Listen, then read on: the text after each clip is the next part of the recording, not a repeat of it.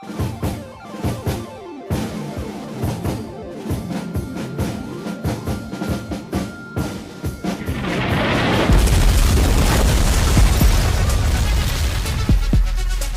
to Politics Done Right on KPFT. I am your host, Egberto Williams. This is the progressive program that will take the mystery out of politics. This is the program that will encourage you to make sure government becomes we the people. Whether you are liberal, conservative, or otherwise, you get to air your point of view. Give me a call at 713-526-5738. That is 713-526-KPFT. Remember, you can also send me a tweet to EGBERTOWILLIES. That is at Egberto Williams. Let us engage. It is politics done right. 1, 2, 3, 4. Well, folks, welcome to one more edition of Politics Done Right. I'm Egberto Willies, your host, here to give you a great show. Roxy is my engineer and co-host. Yes. And wait, I'm not done. And great speaker and somebody who really knows how to say things. How you doing, Roxy? I'm doing great, Egberto. I'm doing great. So happy to be here another week. Well, I am happy to have you here another week as well. We have a great show that's going to be coming here today. Always. Yes, it's going to be about, actually, you know what, I call it kind of like, hey, is Rand Paul encroaching Hillary Clinton's turf? Dun, dun, dun. Oh, da, da, da. Here goes. Narratives matter. Most importantly, they metastasize over time. In watching Rand Paul over the last several months, it is evident that he is running for president of the United States. Many rightly see him as a deeply flawed candidate. That notwithstanding, Rand Paul is building a narrative for himself that will appeal to many.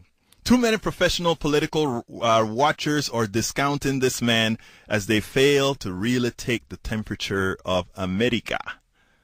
Rand Paul was one of the first politicians out with a bold statement in a Times op-ed.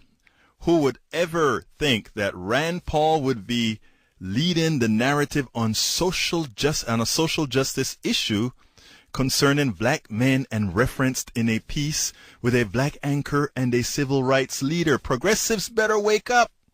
I repeat, Rand Paul could be your next president. It is interesting, folks. This is a call-in show. Please remember, this is KPFT 90.1. The telephone number to give us a call is 713-526-5738, 713-526-KPFT, and Roxy says it this way. 713-JAM, KPFT. Doesn't that sound great the way she says? Jam KPFT. Exactly. I just love to hear that. But anyway, folks, you know, remember that you can also, if you're at your phone or something, you can send me a tweet to #PoliticsDoneRight. #PoliticsDoneRight. I'll be following that hashtag as well. And again, don't forget, call us at 713-526-5738. Roxy, what are the different transmitters that we transmit on again? We are officially in 89.5 in Galveston, and 90.3 in Goodrich, Livingston, and 90.1 here in Houston. Wow. We have all those transmitters. Are we bad or what? So you know what time it is, Roxy? It's time for the weekly blog post. Now, folks, I wrote this one for the Daily Kos on Sunday. It hit quite a few people. Some of them were irate at me. Some of them weren't. But, you know, I think it's something we got to look at. So before I go to my first caller, I need to get through this blog. So callers, stay with me. Now, here it goes. Events follow the norm until they don't. Democrats can continue to disregard Rand Paul at their peril. When Rand Paul begins to sound like liberal Detroit activist Maureen Taylor, Democrats must take heed. Rand Paul wrote a Time op-ed entitled We must demilitarize the police. He wrote as follows. When you couple this militarization of law enforcement with an erosion of civil liberties and due process that allows the police to become judge and jury, national security letters, no-knock searches, broad general warrants, pre-conviction, forfeiture, we begin to have a very serious problem on our hands.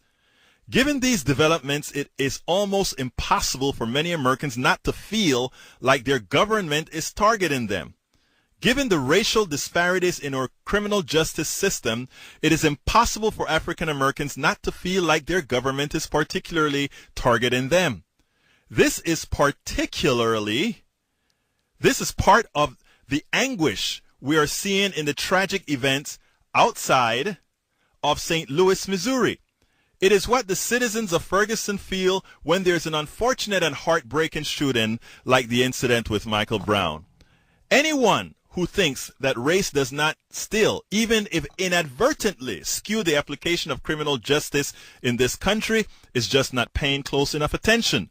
Our prisons are full of black and brown men and women who are serving inappropriately long and harsh sentences for non-violent mistakes in their youths.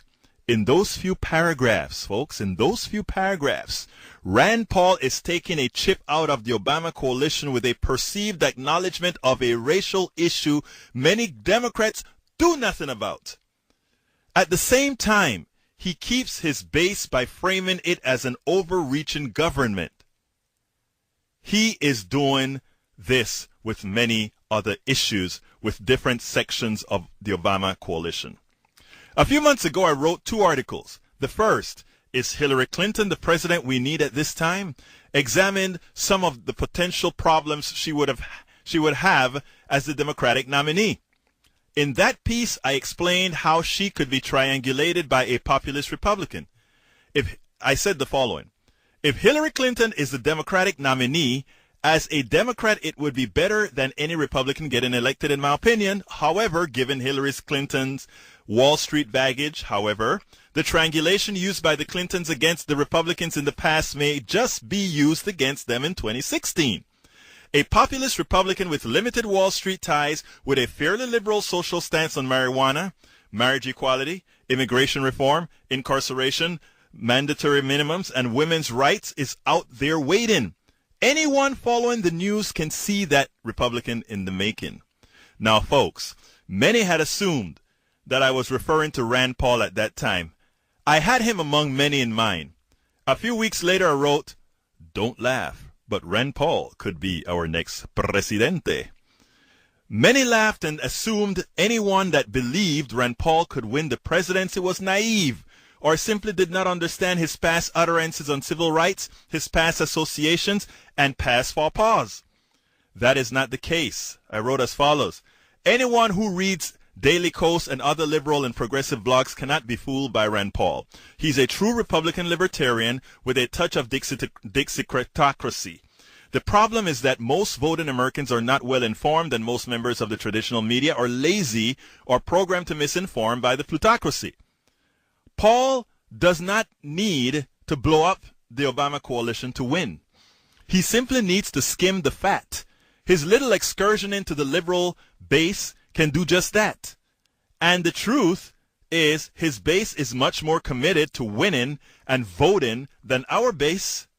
Just take a look at the recent Florida 13 special election for evidence. It would be irresponsible if liberals do not start taking concrete steps now to be inoculated on the populist flank. Taking the threat seriously will help not only in the presidential race, but in every district. The biggest fear is that if there is a coronation of a select few, many potential candidates will remain undeveloped. Worse is the inability to recover from an unknown. The fact that Ronald Reagan and George Bush were elected presidents of the United States means it is not all that far-fetched to wake up and discover that Rand Paul could be our next president. What do I mean? Hey, you got an actor for president, folks. This week, I wrote the piece titled, Hillary Clinton's Atlantic Interview May Be Fatal to Her Chances for the Presidency. A few saw the title as hyperbole, while today It probably is a hyperbole. Soon it may not be. In her interview, Hillary Clinton displayed very little nuance on Israel or terrorism. In effect, she sounded like a neocon light. She also adopted a Republican talking point on the economy without voicing the reality of Republican policies stagnating the U.S. economy. Many now tout the Clintons, and this is what I wrote, many now tout the Clintons as being the wise ones in the Democratic Party. It was not so when Bill Clinton was in power. Many now assume former President Bill Clinton and Hillary Clinton are politically virtually infallible. They should recall that President Bill Clinton never got 50% of the vote, and that absent a strong third-party candidate, he may not have been president. With all his faults, President Obama won over 50% of the vote for his election and re-election. He passed the health care bill that has eluded presidents for nearly a century. He has changed our foreign policy from brute force to a game of chess. Look, sometimes even good chess players make bad moves, okay? And he has kept the country viable throughout Republican intransigency, sabotage by certain corporations, and a corrupt Supreme Court. Hillary Clinton should remember that if Al Gore had run on Bill Clinton's record, the Supreme Court would not have had the chance to appoint George W. Bush president. Running from her record with President Obama is not a winning strategy.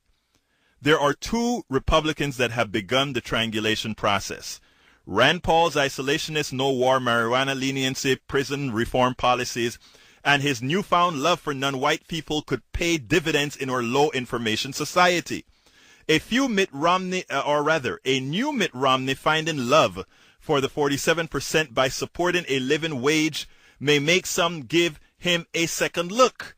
It is imperative that there are other credible candidates like Elizabeth Warren, Howard Dean, Amy Klobuchar, or other more middle-class centric candidates in the 2016 Democratic presidential primary. Otherwise, the 2016 coronation of Hillary Clinton will look just like her 2008 coronation, not in a primary, but in the actual presidential race. Staunch Democrats should want two things. They should want a candidate that has a real possibility of winning out of the box. And they should want a candidate that speaks to the needs of the poor and the working middle class. In a polarized nation, Republicans do not vote for Democrats. There is no point in tailoring a message to attempt to appease them. Americans want a leader that they believe speaks to their economic problems and, yes, their safety via a non-interventionist international policy. They want to know their leader will be focused on their problems. That is why they elected and re-elected Presidente Obama. If Hillary Clinton is to win, she must not come across as she did in the Atlantic interview. Hillary Clinton can only win with the Obama coalition. Folks, I really want to hear your opinion. Remember, give me a call, 713-526-5738, 713-526-KPFT. And Wayne, you are going hot, my friend. Talk to me, Wayne. Hey, good evening, Roberto. Good evening, Egberto. Egberto, I got it. I speak to my Spanish friends, and I sometimes say Roberto. Egberto. Talk to me, sir. Forgive me. I got you. But look here, I agree with you wholeheartedly, except for two things. Yes, sir. First of all, we're going to get to Rand Paul. Don't get me wrong. We're going to get to Rand Paul because there's nobody here in Texas that buys his father's crap. Right. There's some here in that libertarian movement that has been hoodwinked about that libertarian thing that we're going to go back to the gold standard. That's never going to ever happen. Okay, but let me get to what I really called tonight about. Yes, sir. And that's the point that, and I know it might be taking you a little off a stretch tonight, but it has a point, and I'm gonna try to make it right. We here in Texas, mm-hmm.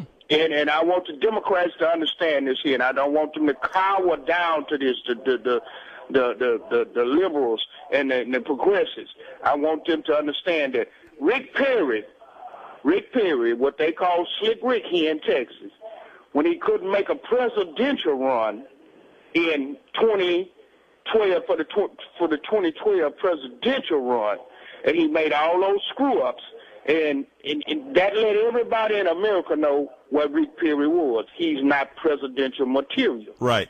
Now, he's running all over the country now talking about he got these things going on where he done all this, he ain't done. Rick Perry hasn't done anything in Texas. Right. Rick Perry sit over a state that was pretty much operational before Rick Perry ever took the helm. I love the Rick way you Perry- put that. You know Rick something? Perry- That is so true. That is so true. He's Yeah. sitting on a state that was operational. I've also heard people say he's sitting on a state of gas and oil. So how much do you really have to do?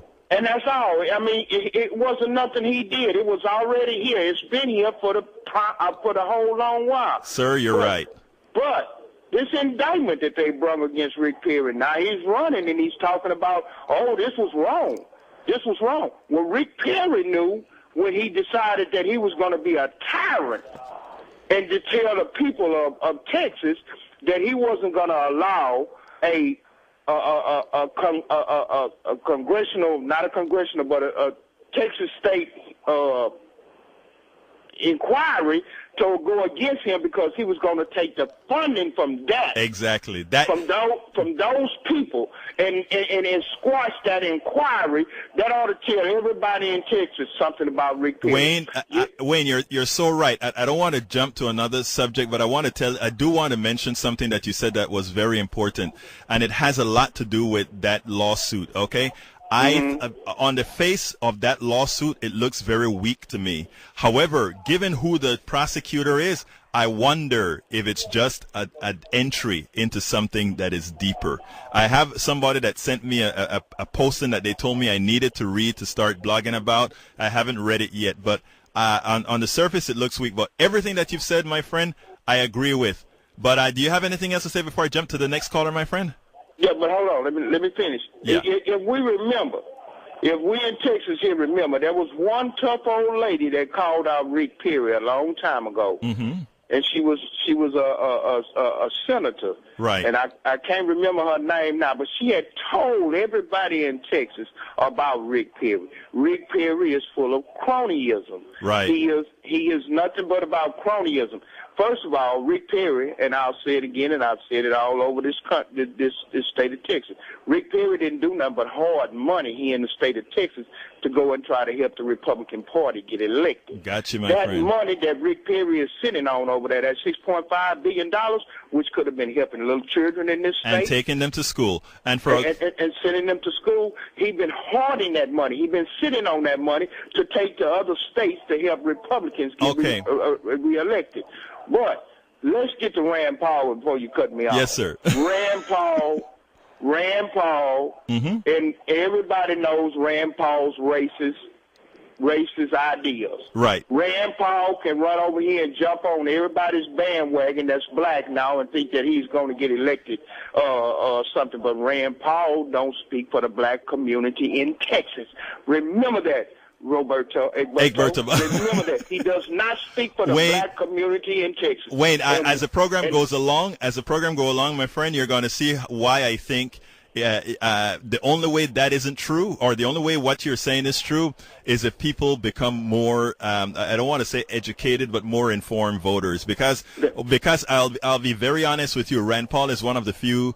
When it comes to what's afflicting black men incarceration rates, what's afflicting a lot of these issues, he's the only politician that's running for the presidency that is talking about these issues. That's all I'm saying. I am not making a judgment. I know exactly what your description of him is very accurate. Well, Egberto, we also know that we the black community also know hogwash when we hear it. I can't say what I want to say. Yes, you can't say what you want to say because Roxy is looking at that button. They know hogwash as well as I do. Yes. You understand what it means? Wayne, you know we're on the same. Wayne, you know we know what we're talking about. And by the way, you are an informed voter. That's why I like when you call, because you are an informed voter, and I like informed voters here in Texas who know about Texas politics. And by the way, for folks that are listening, remember how many billions we cut from education. Wayne is absolutely correct. And let me tell you better. At the same time, we give $19 billion a year to corporations as incentives. Why couldn't we take a piece of that and give it to our kids? Thank you very much for calling me, Wayne. And Terry, you're up next. How you doing, my friend? Terry. Always good to hear you. Talk to me, my brother. I mean, where should I start? Oh, you can start. Let's start with Rand Paul. Yes, sir. Do not be deluded by Rand Paul's theatrics. Yes. The fact of the matter is, Rand Paul will have to tack hard right, Mm-hmm. given the Dixiecrats who now comprise the Republican Party. Yes, he sir. thinks that appealing to the mistreatment of numerical minorities is going to win him significant votes in that the audience. He's deluded. Let me ask you one thing. Did you get the gist of my blog? My blog wasn't a defense of Rand Paul. My blog was progressives better watch Rand Paul, because what he is, I don't know what's in Rand Paul's heart, but we know what his past statements were, and we know what his past beliefs are. So I don't care what's in Rand Paul's heart. I know that. The Paul business, yes. the Paul family business is running for the White House. He's right. simply continuing it. Right. I don't see Rand Paul as a serious threat because, again, Rand Paul is from Kentucky. Yes. There are more bigoted and racist states in the Union, certainly, but Kentucky's not very far down on the list. He is simply not going to continue to be able to tout that line of support for very long. Once it gets any sort of traction, he will get severe pushback from his coalition, and that will put an end to that. Let me tell you, I'll tell you honestly, Terry, I would hope so. I think, however, I don't want to bet anything on that, because I've seen too many times how, remember, it's not only about Rand Paul and Rand Paul's past, it's about how the media is going to spin his story. And if his story gets spun in a particular manner, hey, you never know. But go ahead and continue, my friend. You always have the low information. Exactly. Low information voters. But yes, the fact sir. of the matter is, Rand Paul can say whatever he wants as long as the Republican Party, the RNC, are doing their best to enact voter restriction laws in as many states and municipalities and county districts as they are. Then you're going to have this incongruity between what they say and what they do, right? Which is always their problem. Now, on to Governor Yosemite Sam. I love that one. this guy is a joke. If you remember way back when he ran against, and I can't remember the gentleman who was Hispanic from the Valley that ran for governor. Oh yes, I remember him. I think his name was. Keep on going. I'll remember it. That guy ran a commercial where Rick Perry was stopped by a state trooper, and the trooper identified herself and pulled Perry's driver out of the car. He was doing something like 85 or 90 in a 70. Perry got upset about it. Had the trooper come to the SUV. Over the trooper's mic, you heard him say, "I've shown you who I am. Do we need to call somebody else, or can we just get on down the road?" And the tagline from the commercial is, "We need to tell Rick Perry to get on down the road." Well, this is not simply some political stunt. This thing was reviewed by former DAs who were Republicans, and they decided to bring these charges to the grand jury. Now, the fact of the matter is, on Channel 11 here in Houston, mm-hmm. Gerald Treese analyzed that over the weekend, and what he said was that Perry not opened his mouth and announced his intention to do that, make it a quid pro quo, he would have gotten off and this thing would have never gotten any traction. But the fact that he made it a quid pro quo, that I will defund you unless you do this, is the textbook definition of coercion. He's got a problem, and I don't care who he hires as a lawyer. I don't care what he thinks or what he says. He's just another in a long line of Republican politicians, a la Tom DeLay, who thinks they can make up the rules as they go along. And I, for one, will be happy to see him incarcerated. Now, let me ask you the question. Where's Tom DeLay now? Tom DeLay is out of jail right now, right. And his case was dismissed on Republican appeal court, which will be the same thing will happen to Perry. Right. So you agree that Perry was in the near term it will mm-hmm. torpedo what non-chance he has to be the Republican nominee. So you agree then that while I think you're saying that the charges are serious, he probably could be convicted on these charges. However, because of the nature of the judiciary in Texas, he likely will fly past it. Yes, he will. There's no question in Travis County he'll be convicted. Right. No question at all. And there's also no question in the Republican-dominated appellate and appeals court system he will be adjudicated and exonerated. Gotcha. So, I don't, but again, it throws stink on him for the presidential election. It will end his political career, and thankfully he'll run off into the sunset and hopefully get bitten by a scorpion or something. I don't know. Excellent. Well, look, let me put you on hold. Terry, need to jump to San Antonio. John from San Antonio. John, how you doing, buddy? Okay. Yeah, good evening, Roberto. How you doing, my friend? Good. Talk to me. All right, we had this discussion a few months ago. A little bit surprised that I guess you were quoting from an older piece that you brought up the women's, vote, women's rights, and also the marriage equality, because he is pretty weak on both of those issues. Yes, he is. In fact, he brought up a personhood bill in 2013, and he's gone back and forth. In fact, just last week, he made a comment, says, I think, and I often say in my speeches, and I don't think a civilization can long endure that doesn't respect the rights of the unborn. Right. And so obviously the personhood bill that it was put in place at the end of and that he introduced, it, of course, wasn't even considered by Reed. Everybody knows how extreme the personhood bills are. They didn't even pass in Mississippi. Yeah. So yeah, I mean that's just part of Let it. me tell you why I brought this up. Not to cut you too badly, John, but I have to tell you why I brought this up. And because for me it was a shocker. You know what's going on right now in Ferguson, Missouri, with all the riots and so forth, right? And you know what, Rand Paul, I think what kind of got to me was when I read that timed op-ed, right? And the time, anybody who hasn't read Rand Paul's time op-ed, go ahead and read it. I mean, it's simple, but it hits all the right keys where some important keys with regards to incarceration rates, and he ties it in such a manner that it actually holds on to his base, even as he says that, because I think in effect he's telling his base, if you really believe in what we believe in too, also what's happening to those black guys in prison should also concern you. Okay? But what I'm really trying to get at is, all this information. Terry knows all these bits of information. Wayne knows all this information. Unfortunately, you guys are not the typical American voter. You guys are informed voters. And then, remember, I think on Saturday you had called into the show, and I think you ended the show with a concern that we were too hard on the media. I got that from the message, and I know where you're coming from, but my contention is, my gut feeling is, if there is a Rand Paul in the race, that a lot of his older things are not going to take the type of importance that you and I think they should take, and other things like the time op-ed and all these other things will be celebrated. I wrote a blog piece early this morning after I watched Tamron Hall on MSNBC. And why did I write that blog?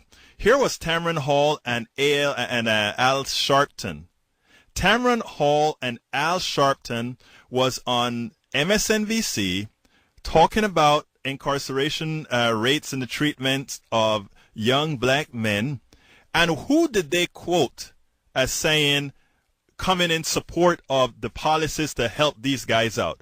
Rand Paul. I mean, I'm sitting down watching this news, and I was watching it, I'm saying, imagine Tamron Hall and Al Sharpton, and the person that they quoted as one of the major national figures right now showing concern for this issue was Rand Paul. And then Al called out, where is Jeb Bush? Where is Hillary Clinton? Where are all of these? And that's why in the Daily Kos piece today I put at the beginning, narratives only matter until they don't. Continue, my dear friend. Well, I think a lot of Democrats actually are very concerned about the issues of African American incarceration. We know that they are, but we know that they are. The problem is, are they going to, do they get triangulated from the demagoguery of the Rand Pauls? That's my question to you. Well, I mean, I think this is one issue that he's right on. But I mean, how many issues is he wrong on? So I mean, I see your point, and you make a good point. But I agree with Terry that he's going to have a really hard time getting out of the Republican primary. In fact, I was just Googling, doing some research on him, and the lead news story is from Breitbart.com on Rand Paul, and it's saying how the Republican Party head in Missouri is saying that Rand Paul shouldn't be talking, about what he's talking about, about. Wow, I hadn't looked at Breitbart today. I'm glad you told me that. Tonight when I go home, I got to read that. So, you always come up with some good stuff, John. Trouble, and and it's good. It's good when a Republican takes a position that he's right on, because it doesn't happen, too often, in my opinion. But I mean, on the other issues, I think Terry is right about that what I call anarcho-capitalism that he likes to talk about. Other people call it libertarianism, and so this is something that the Democratic candidate is going to pound on him on, and his positions are very extreme when you talk about the social safety net, when you talk about personhood. I mean, I think that he'll get some. If he is the nominee, he'll get some votes from people, some independents who want somebody who's going to protect civil liberties and who's going to be more of a non-interventionist. Right. I think even in the polling, the one state that he's actually ahead of Hillary Clinton is Colorado, and I think that those issues are very important in that state. And so, but I mean, in every other state, basically, Hillary Clinton's getting, the same, votes that, the states that Obama held. Right. Now, John, all of that is correct. I just want the reasons I've been harping on this topic for, I think, 5 blogs that I've harped on this topic by now, and I think you've seen them, is that I just don't want something that we have a propensity to do, and that is to take people lightly. You know, we took George W. Bush lightly. We took a lot of we took Ronald Reagan as an actor lightly.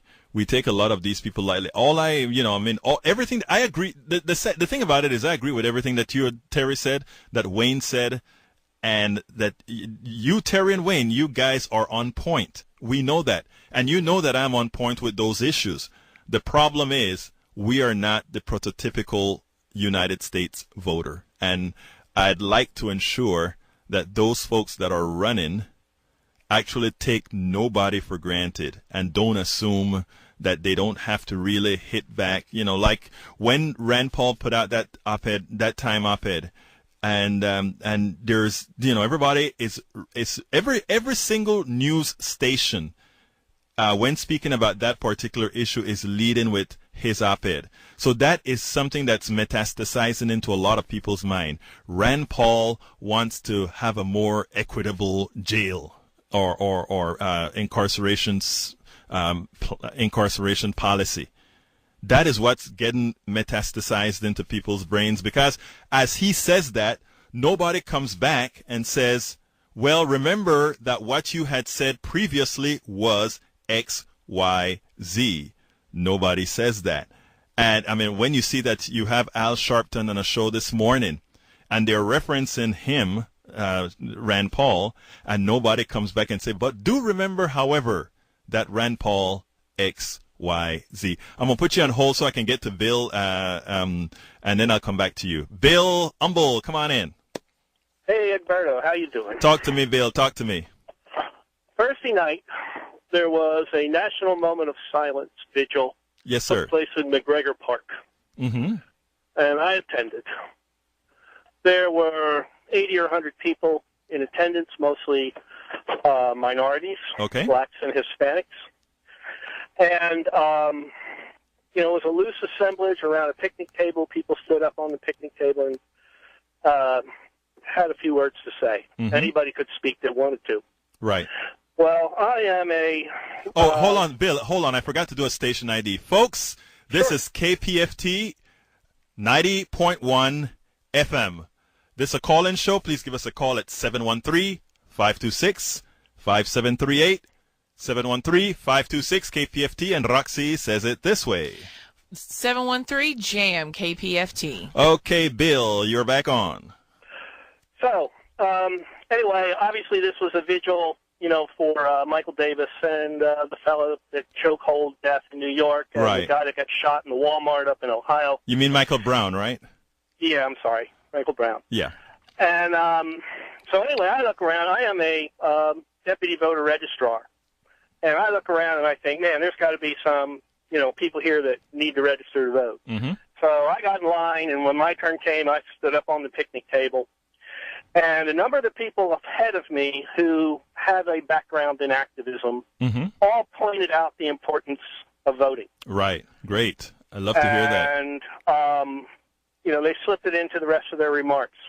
One young fellow, Hispanic kid, stood up and basically very impassioned said, voting doesn't do squat for us. That's the hurt. That hurts my heart. Well, so anyway, after I said my piece, I said, I'm going to circle around the back of the crowd, and if you need to register to vote, come see me. I had 11 forms with me, and the good news is I filled out 8 of them. Wow, congratulations, dude. But in talking to these people, a lot of them were very young, and what that young man said was echoed by quite a few, 4 or 5 of the people I talked to. Right. Very impassioned. Right. What the hell good does it do me to vote? Nothing ever changes. Right. Now, I point that out because, of course, the context of our upcoming governor's race came up, not just from me, but from some others. Right. And, of course, we make the point, well, if you don't vote, you can be guaranteed that nothing will change. Right. And yet, here is this incredible discouragement. Now, can Wendy Davis win? I don't know. That's not the point. What I do know is she can't win without these people. Right. These are the people that need to get to the polls if she's going to have even a slim chance of winning. Right. And not only do they need to show up, they need to bring their friends. Exactly. Their brothers, their sisters, now, their mothers, their fathers. after you spoke to that kid, did that kid leave that place still believing that voting don't matter? Or doesn't matter? Well, I went after them with a few things. One of the things I went after them with, I said, in this neighborhood, the Medicaid expansion would be a very meaningful change in state government. Right. There certainly are quite a few people in this neighborhood, certainly people that you know who would benefit if Texas were to accept the Medicaid expansion. Sure. And the only way that's going to happen is to see a change in Austin. Mm-hmm. And so, I think that it's possible to make headway. But, this is a one-on-one thing. These people are not going to be swayed by TV commercials. This is something where, people that believe that voting makes a difference, that the political process can work, have got to get out there and talk to these people. Right. And, that you talked earlier, you mentioned the Democratic coalition or the Obama coalition, the young people. People of color, LGBT people. Right. These people have got to get out to vote. Right. If there's going to be a chance. Well, it's good for you to have taken the pulse of that group that you were in, Bill, because I think that is a type of information that needs to get out there, but you can't stay with that information. You have to get that information out. You have to, that is information that you have to find out where these people are and, pass it along so that they can be I don't want to say micromanaged, well, but keep in mind, I'm a 60-year-old white guy. I'm not necessarily the best person to be taking this message. Here's what I'm saying. I understand that, but what I'm saying is, you've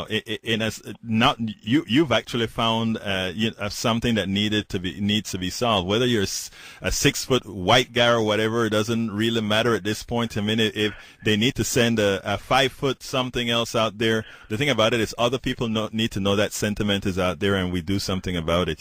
So. Well, I agree.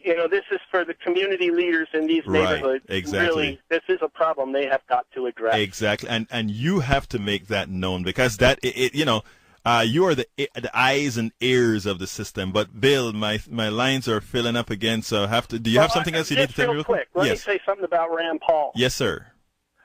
Right now, it's people like Rand Paul that are actually expressing new ideas. Yes, that's what I've been trying. That's part of the problem. The Democrats have nothing new to say.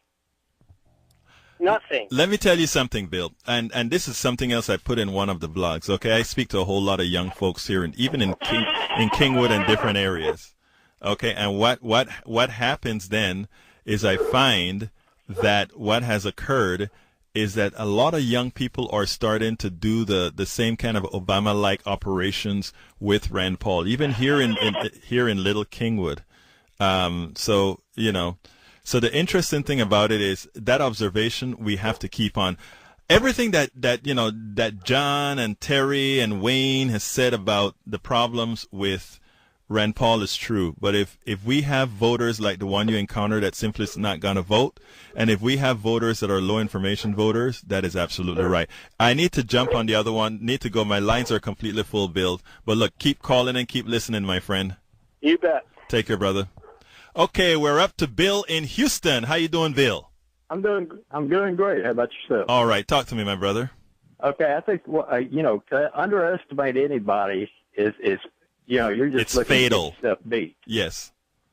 I think what we also need to remember is that Hillary Clinton was a Goldwater girl. Yes, I remember. And I don't think she's lost any of that, too much of that Goldwater influence. Well, all you had to do is listen to the interview, right? Right. I really, I think what's going to happen is they're going to try to shoe her in. The big people in the Democratic Party are just going to try to shoe her in. But I think we need something better. Well, my concern, look, she is better than having anybody on the other side. That's for progress, for some semblance of progressivity. Okay. But that said, the reality is, I think if she's shoved in, and I think if she doesn't go through a primary where some folks can pull her somewhat more to the left, my real concern is exactly something that Bill from Humble just said, and that is somebody else coming out with a semblance of new ideas. And John and Terry, it's not that I am saying this guy has real, great, exceptional ideas. I'm just saying the semblance of that creates a problem. Yeah, and you have to understand that, his dad, who kept getting reelected, right. he hasn't moved.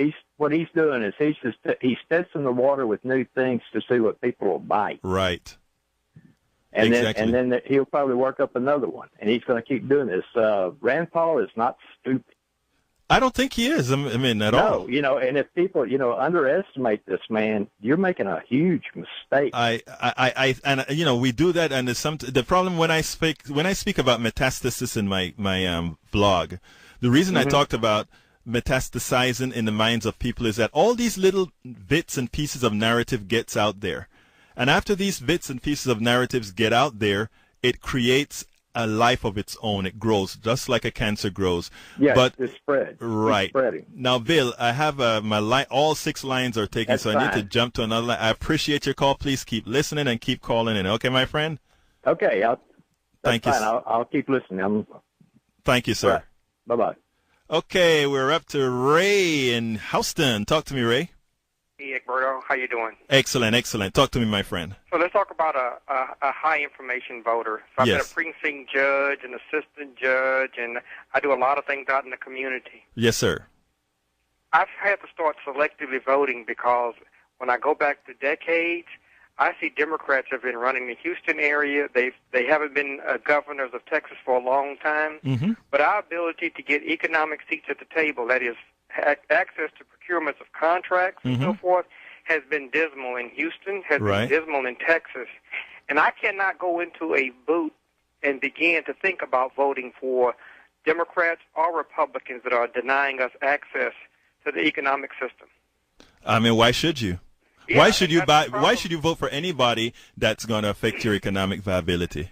And that's one of the problems we face is we take people at their word, but when you look at the studies, you look at the factual data that comes back from their administrations and say, how much business have we done? And that business, I talk about business because it's a driver in a capitalist system. If you don't have your fair share of business, then you are weak. And when you look at Houston, we have 26% black population according to the census. Yes. One of the census anyway. But we get less than 3% of the contracts. Anglos have 28% of the population, but they get 83% of the contracts. You look at the state of Texas, we're at less than 1%.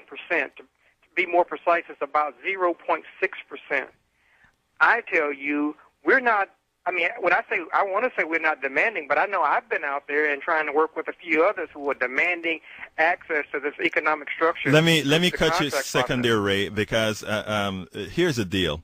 What Bill said is probative. Bill from Houston, when he just called and he said he went out there and he tried to register folks, and a few of the young people said voting doesn't matter.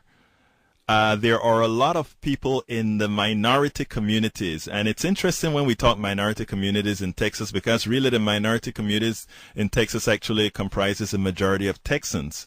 Mm-hmm. So it is interesting. What we have in Texas is the impression that your vote doesn't matter, and if you have that impression and you don't vote, then you really don't matter. The reality is voting works. The reality is the reason why there's a disparity in the effecting of contracts or the releasing of contracts to minorities or otherwise is because there is no penalty for doing so. And why is there no penalty for doing so? Because they don't vote. And how do you get folks to vote? Well, I mean, that's $1 million question. I think what my friend Bill is doing is, I think all the folks that you see called here with a whole lot of activists in their voice, they are the ones that are going to make a difference. Look, it's not going to happen overnight. It's not going to happen in the 2014 election. But one of the reasons that folks like myself and others, Roxy and everybody else, come and do this work that we do here for free as we enlighten other folks is that we want to make a difference, and we're not going to give up on thinking, it doesn't really matter. It is our responsibility to, you are talking about contracts. Well, you need to make that your force to live. Absolutely. Let me add one thing on. Yes, sir. I am not an advocate for not voting. I think one of the things I always go and vote for, I vote for candidates that believe in what I believe in. And it also, I know they look at the undervotes.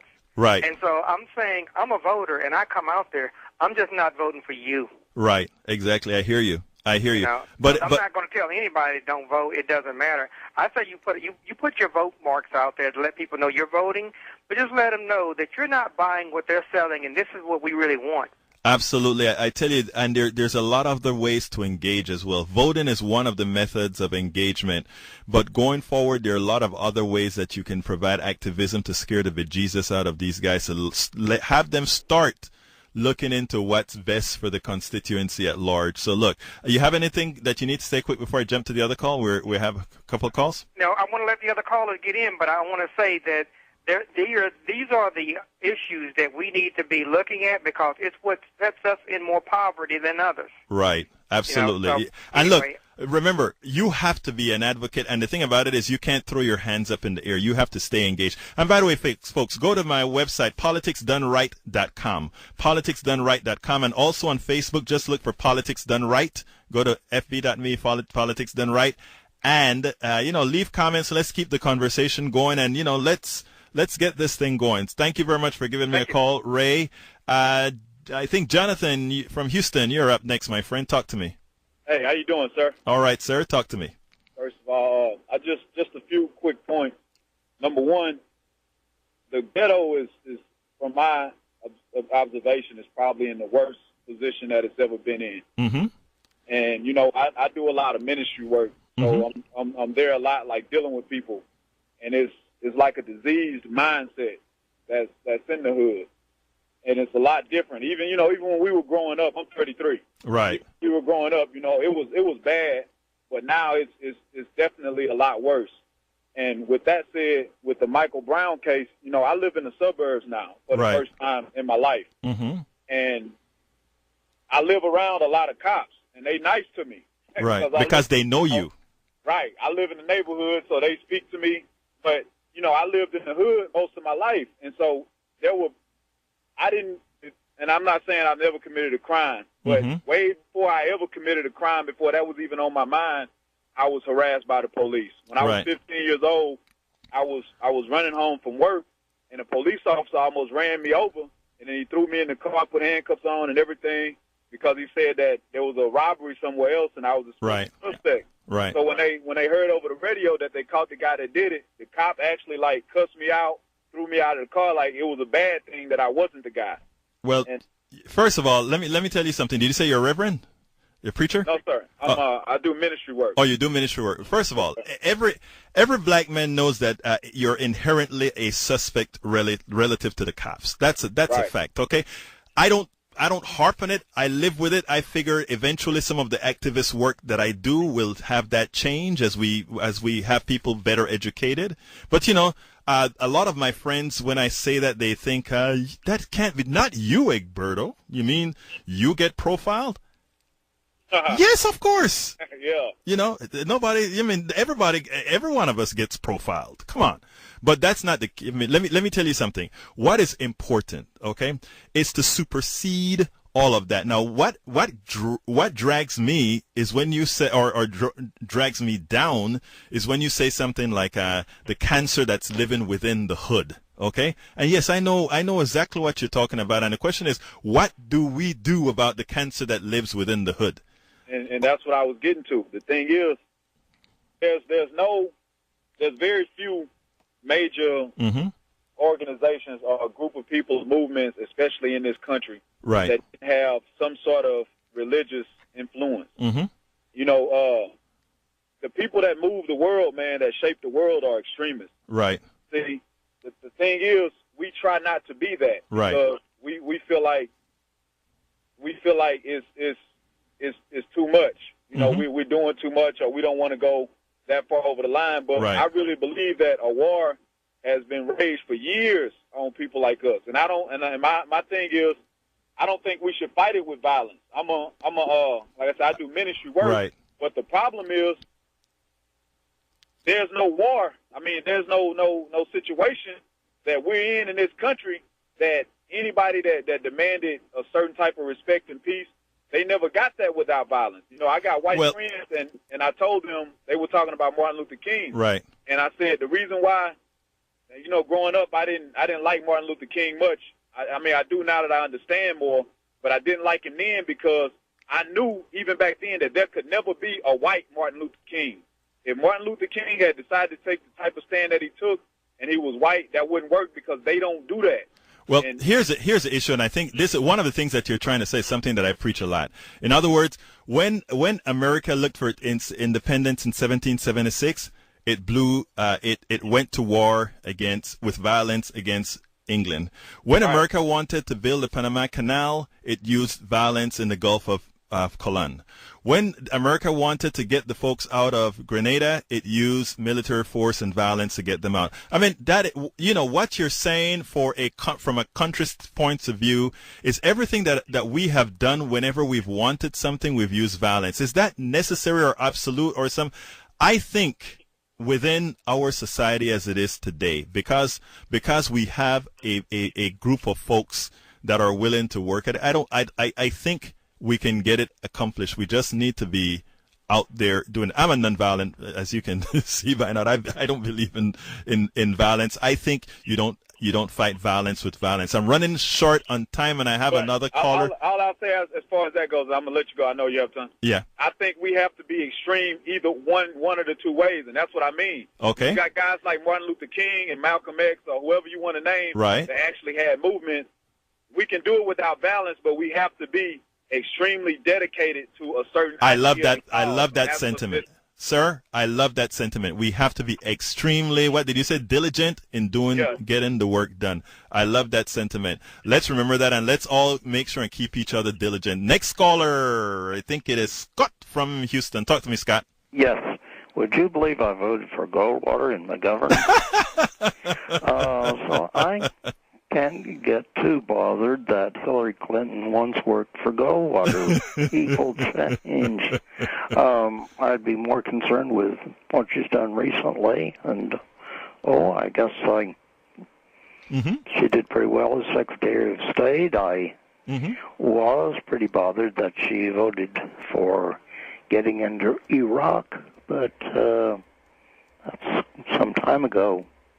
Several Democrats did, but 21 Democrats did vote against in the Senate, and plus Chafee and Jeffords, Sheila Jackson-Lee voted against getting an authorization to use military force.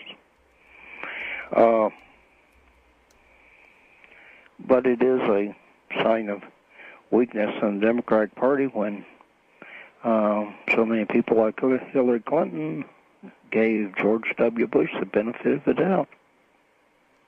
You're saying it is a sign of weakness. That's what you said, right? Yes. I agree with you, sir. Yeah. I agree with you, sir. Okay.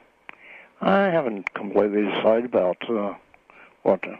Well, I mean, I think we have to keep an open mind. Okay, I have an open mind, but this show was about Rand Paul and about Rand Paul and how we strangulate, and so that is what we are. That is one of my biggest concerns. But sir, I have to you have a quick closing thought that you want to let out there? 10, 15 seconds? Well, I'm concerned with who is running for president and who is really likely to win. I don't think Rand Paul is quite so likely. Okay. I think he'd have a lot of trouble in the Republican primaries. Yes.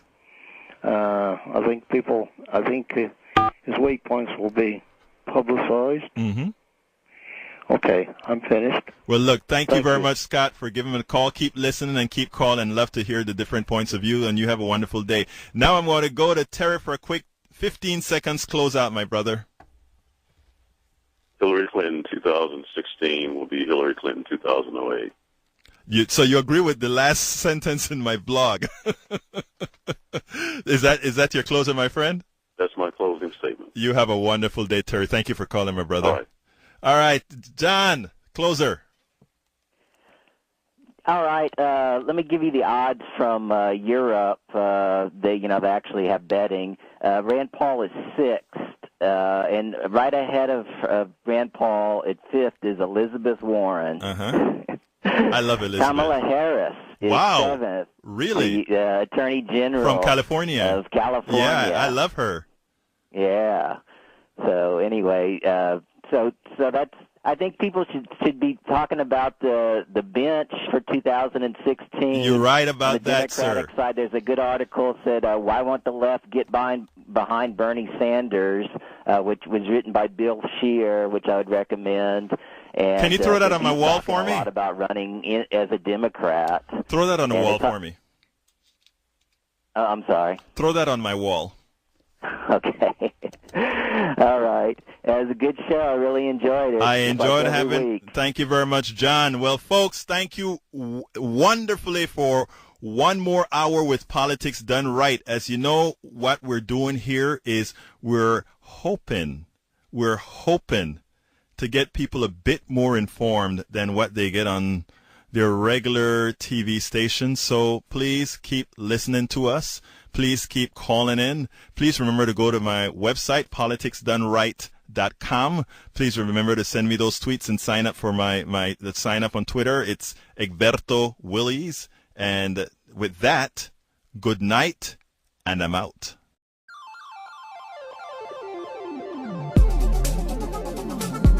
Thank you very much for listening to Politics Done Right.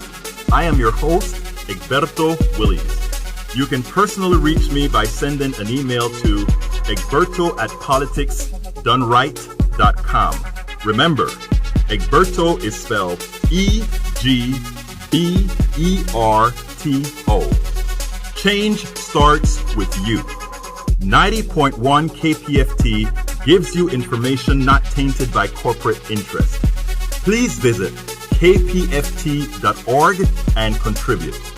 Let's ensure continued access to real information and news remain available to all.